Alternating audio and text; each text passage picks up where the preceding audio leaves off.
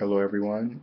I would like to read to you an article that was emailed to me today. This article is coming from persecution.org, persecution.org. It is an international Christian organization. Their magazine and their website is actually the magazine and website for an organization called International Christian Concern. They are located, I believe, here in the United States of America. Um, they do all sorts of work from just passing out magazines and things to get information out, and they send different things to people in countries where they're being persecuted, whether it's like helping them rebuild a church or, whatever they can do to help. And I may be missing um, some of what it is that they do. It would be better for you to actually go to their website. They do email me things periodically, and I wanted to read a few of the articles or a few of the things that are going on right now as we speak. June 28th, 2012, Nigeria. Nigerian missionaries trapped as militants embrace Christ. Christians in Nigeria are facing persecution from radical Muslims, especially from the Islamic group Boko Haram. Missionaries face extreme risks in sharing the good news of Jesus with Muslims.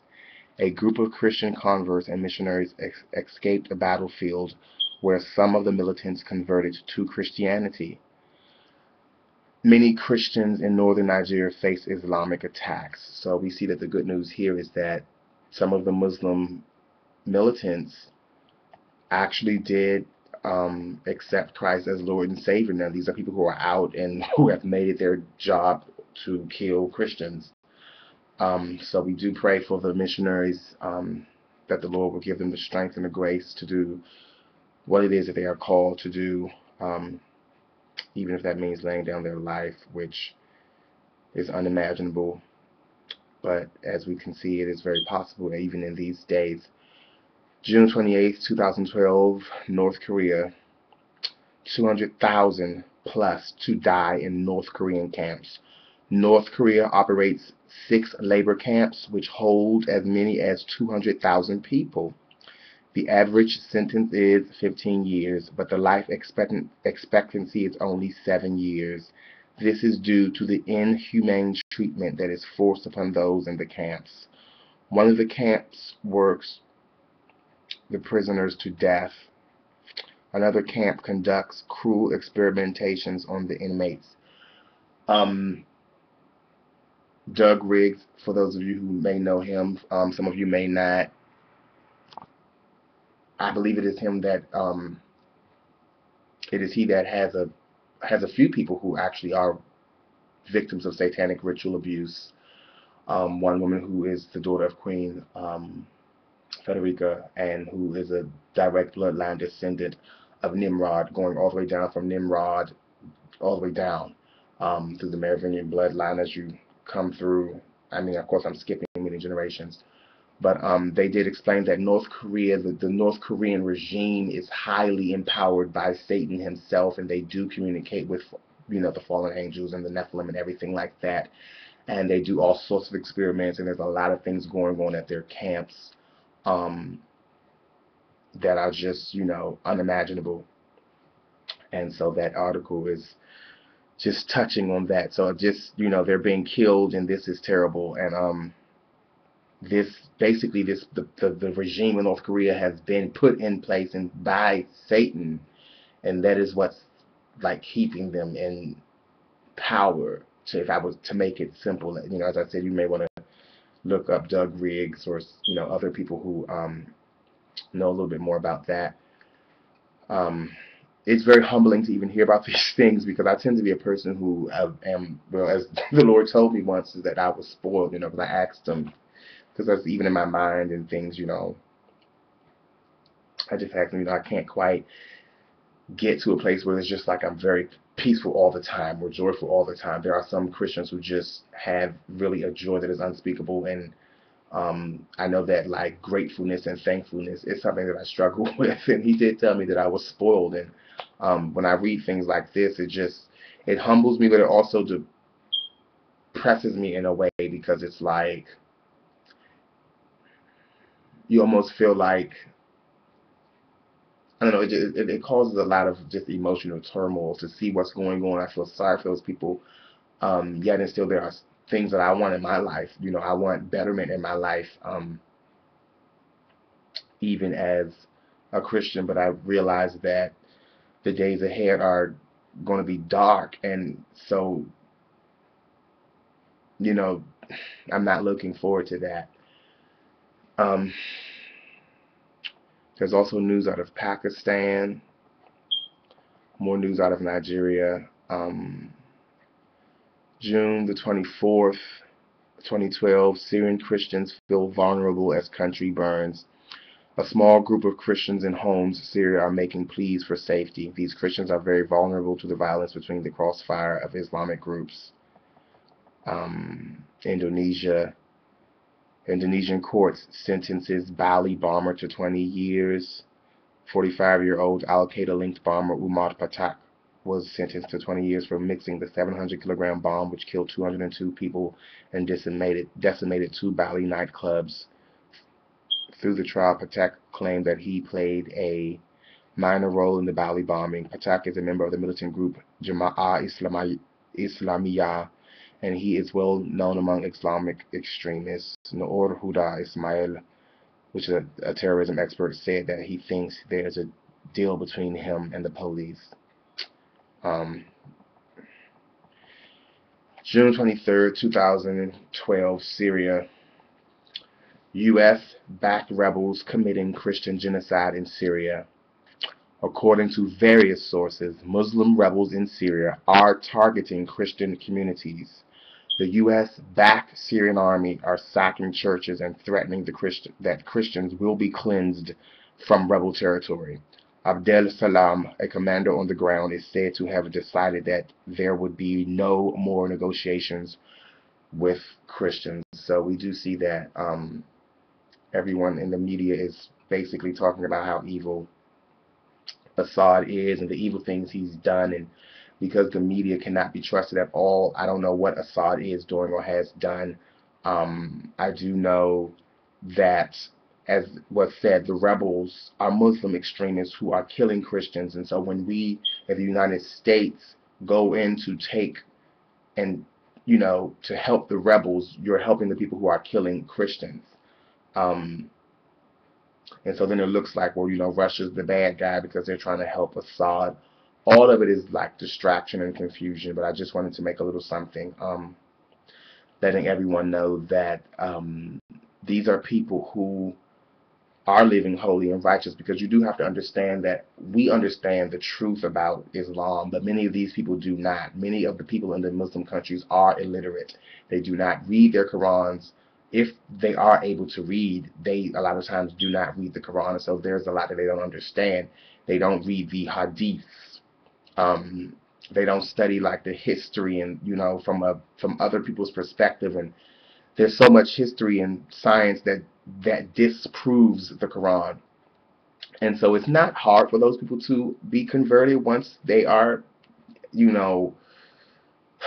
really have an opportunity to be presented with truth. And then, of course, the Lord does the work and brings them closer to Him. And a lot of times you hear testimonies about how they just didn't really have joy because of the way the Muslim religion is. You never know. It's like you face God on that day not knowing that you definitely get to go to heaven, because it's all about works. And that's why a lot of them are willing to give their lives as suicide bombers and things, because they are told that that's the one way that they can know for a fact that they're going to heaven, like no matter what. And so it's not hard for these people to be converted, but at the same time, once they are, they suffer great persecution, and even just within the Muslim faith, like Sharia law, it is about works and like what it is you can do and you can't do. Like they don't take pictures. Well, only good in Islam are the things that were borrowed and twisted from the Bible. So not taking pictures, the Bible says don't make any images or any likeness. So not just graven, carved images, but likenesses of anything on earth, above the earth, or in the sea, or in the heavens, or whatever. So that means people, animals, nothing. There should never be anything in your homes or churches that has that. Now, some would argue and say that, well, you're not supposed to worship them because it does give a further clarification. But if you don't make them, period, there would have been no need for the Lord to say don't worship them. So it feels to me that the Lord was really added that because he knows that there were other people and other religions and other groups around Israel who were worshiping these things that they had already built. You know, these stone and these wood idols and these engraven images and things. And so he was basically saying, I don't want you making any of those things, and I don't want you worshiping the ones that already exist. We take the notion that that means it's okay to make them and to have them, but just don't worship them. To be honest with you, I'm not so sure, you know, because if he doesn't want you making them at all, then that means we should not have pictures. We should not have TV, computers, or any of these things. Now, of course, the Lord is using this venue for us to get the gospel out. So I think that the truth is that he just doesn't want us worshiping them. I tend to be a little bit extra staunch and extra, I guess, maybe religious about those things, because as an Israelite, as a black person, so-called black person, whose ancestors were brought here from Africa and told it was a strategic plan. When you look at the prophecies, it says that they actually had meetings so that they can find a way to keep us from knowing our true heritage. And the Lord has allowed us to know our true heritage, which is that we are actual Israelites who traveled into Africa and who were sold to the Portuguese by the Muslims in Africa. And then so who had and the Muslims had been dealing in slavery with Africans for about 1,000 years by the time that they informed the Portuguese, and then the French, Spanish, and the English got involved. And so you would see that the Israelites were brought into North Africa and all around the Mediterranean, and even into the south of Europe and Greece and everything like that.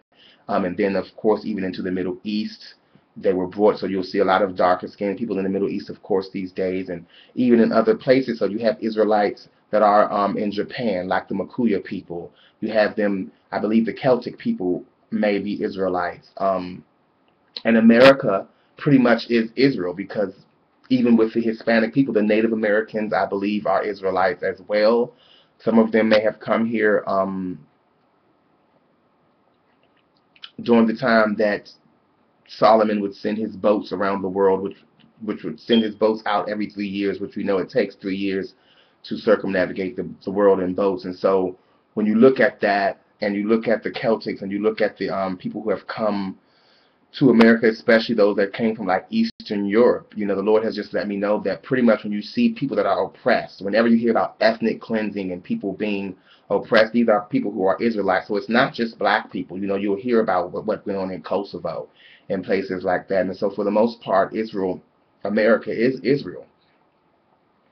And so as an Israelite, and more so the black people, because when you look at all of the curses, the only group of even Israelites who went through every single aspect of the curses were the black people, the so-called black man here in America. And and it was because of the disobedience to God's Torah, to the commandments, the statutes, and the laws. And so when I speak of these things to Christians and to ministers and they resist, I know that the resistance is the spirit of Antichrist, especially when these people insist on voting for the president in this next election. And so this makes me really want to just separate myself from those people.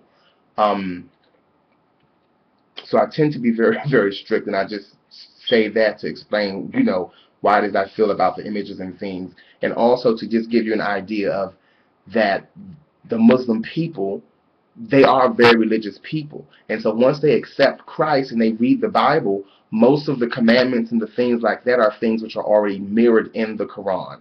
And so they are living holier than us here in America. and yet they have to give their lives. So people should really just sort of be aware of that and be prepared.